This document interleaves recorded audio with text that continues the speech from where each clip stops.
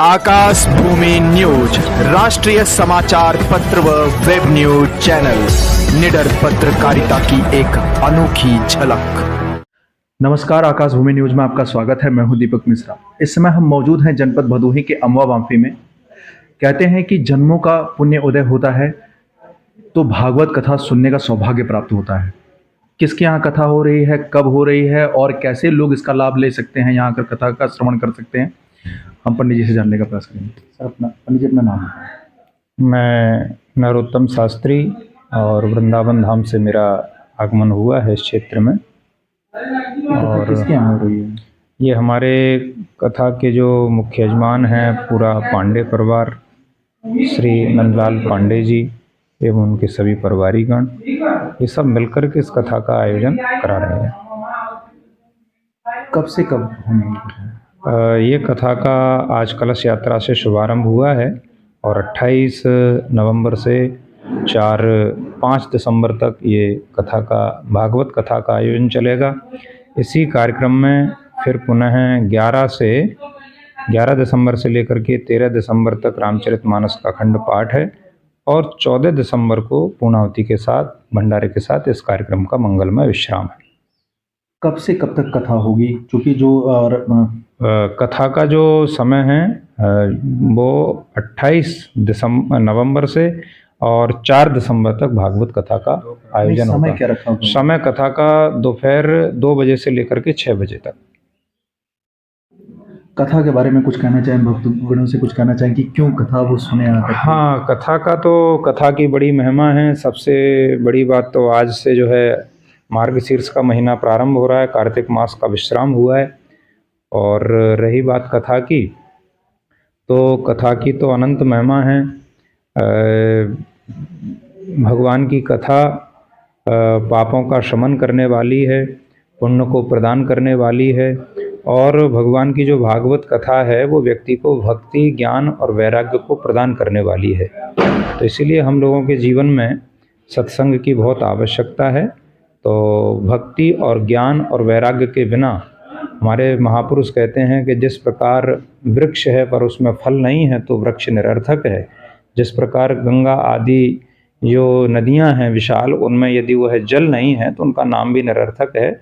ऐसे इस पृथ्वी पर मनुष्य का जन्म लेकर के जिसके जीवन में भक्ति नहीं है, ज्ञान नहीं है और वैराग्य का उदय नहीं है तो उसका जीवन भी निरर्थक है। इसीलिए श्रीमद् भागवत कथा से भक्ति, ज्ञान, वैराग्य की भी प्राप्ति होती है और अंत में मोक्ष की प्राप्ति का भी यह अति उत्तम और सरल सर्वोत्तम साधन है। ये अभी थोड़ी देर पहले हमने कहा कि लोग कहते हैं कि सैकड़ों जन्मों के या हजारों जन्मों के जो पुण्य उदय होते हैं तो ये कथा सुनने का सौभाग्य प्राप्त होता है। तो इस संदर्भ में भक्तों से क्या कहना चाहिए?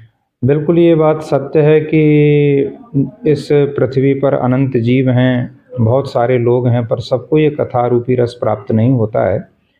तो इसमें निश्चित रूप से जैसे हमारे पुण्य होते हैं और तभी हमको स्वर्ग की प्राप्ति होती है। बिना पुण्यों के आपको स्वर्ग नहीं मिलेगा। जब व्यक्ति का बहुत भजन होता है तब उसको भक्ति होती है, तब भगवान का धाम प्राप्त होता है। उसी प्रकार भगवान की कथा भी हर किसी को प्राप्त नहीं होती। जिसके जीव के अनंत जन्मों के पुण्यों का उदय होता है तब उसको इस प्रकार का आयोजन कराने का और इस प्रकार के आयोजन में सम्मिलित होकर के भगवान की कथा सुनने का सौभाग्य प्राप्त होता है। ठीक है।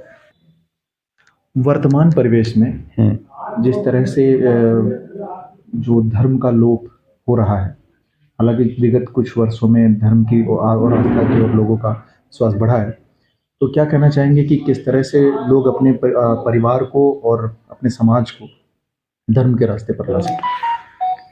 बहुत अच्छा आपने प्रश्न किया कि वर्तमान समय में जो जगह जगह लोगों में चर्चा है कि धर्म के कार्य भी बहुत हो रहे हैं और धर्म की बातें भी बहुत हो रही हैं मीडिया के माध्यम से, जगह जगह कथाओं के माध्यम से, लेकिन धर्म में अधर्म भी प्रवेश कर गया है। जैसे भगवान श्री कृष्ण जी जब लीला करने के लिए आए तो उस समय में भी जो है एक वत्सासुर नाम का दैत्य आया, क्योंकि वैसे तो भगवान को वो मार नहीं सकता, तो वो बछड़ा बन करके आया और भगवान ने तो बछड़ा माने है तो वो बछड़ा बन करके आया, पर वो अधर्म था, धर्म नहीं था। तो वो अधर्म रूप धारण करके आया, वत्स बन करके आया, लेकिन भगवान ने उसका वध किया। ठीक उसी प्रकार वर्तमान समय में जो धर्म में अधर्म का प्रवेश हो गया है, इसीलिए उस धर्म की व्याख्या जो है वो मनगढ़ंत नहीं होना चाहिए। जो धर्म क्या है, जो शास्त्रों में वर्णित है, जो वेद पुराण और शास्त्र ने जो हम लोगों के लिए मार्ग बताया है, उसी प्रकार से हम धर्म का सेवन करें और उसी शास्त्र के अनुसार ही हम धार्मिक बने, तो निश्चित रूप से थोड़ा सा किया हुआ पुण्य, थोड़ा सा किया हुआ भजन भी आपको बहुत उत्तम लाभ देगा। लेकिन जिसमें कोई शास्त्र की मर्यादा नहीं है, जिसमें कोई शास्त्र के सिद्धांत नहीं है, और जो मन अपने मन के तरीके से ही जिसको हमने धर्म मान लिया है, ऐसे धार्मिक बनने से जीवन पर्यंत हम धार्मिक बने रहेंगे, लेकिन उसका लाभ नहीं मिलेगा। इसीलिए वर्तमान समय में भागवत जी की कथा, रामचरितमानस की कथा और जगह जगह ये सत्संग की आवश्यकता है, क्योंकि वर्तमान में जो युवा हमारी जो पीढ़ी है वो निश्चित रूप से धर्म को भूलती जा रही है, धर्म से विमुख होती जा रही है, और हमारे समाज में ही कुछ ऐसे धर्म का चोला ओढ़ करके जो धर्म के पहला अक्षर भी नहीं जानते, जिनको धर्म की पहली सीढ़ी भी पता नहीं है, ऐसे धार्मिक लोगों के वो प्रपंच में फंस रहे हैं, और उन प्रपंचियों के चक्र में फंस करके और वो अपने ही सनातन धर्म की निंदा कर रहे हैं। इसलिए सनातन धर्म का मूल गाय, सनातन धर्म का मूल देवता, सनातन धर्म का मूल ब्राह्मण और सनातन धर्म का मूल जो हमारे शास्त्र हैं, तो शास्त्र के अनुसार ही धर्म की जो व्याख्याएं हैं, इसीलिए शास्त्र की ये चर्चाएं, सत्संग, कथा आयोजनों के माध्यम से जो धर्म का जो प्रचार होगा, वो निश्चित रूप से उससे लोग धर्म की परिभाषा को समझेंगे और सही मायने में वो धार्मिक बनेंगे। अगर युवाओं की बात की जाए तो पहले धर्म की, जैसे विवेकानंद जी ने कहा कि जिस देश को बर्बाद करना हो वहाँ की युवा पीढ़ी को बर्बाद कर दीजिए, तो वो देश अपने आप ही बर्बाद हो जाएगा। तो कहीं ना कहीं आज हमारे भारतीय समाज में व्यसन यानी नशा की तरफ जो है युवा पीढ़ी जा रही है, और एक नशा आजकल हो गया है ज़्यादातर मोबाइल का नशा। बहुत ज़्यादा लोग उसमें डूब गए हैं, ना तो अपना काम सही से करते हैं, ना किसी चीज़ को अंजाम देते हैं। तो फिर क्या कहेंगे इसके बारे में? देखिए, ये जो नशा है, इसीलिए निश्चित रूप से ये हमारे सनातन धर्म के ग्रंथों में इसका घोर विरोध किया गया है। हमारे यहाँ जो युवा पीढ़ी, आपने प्रश्न किया कि नशा की ओर जा रही है, हमारे यहाँ कलयुग का जो विभाजन किया परीक्षित महाराज ने, वो 4 जगह किया।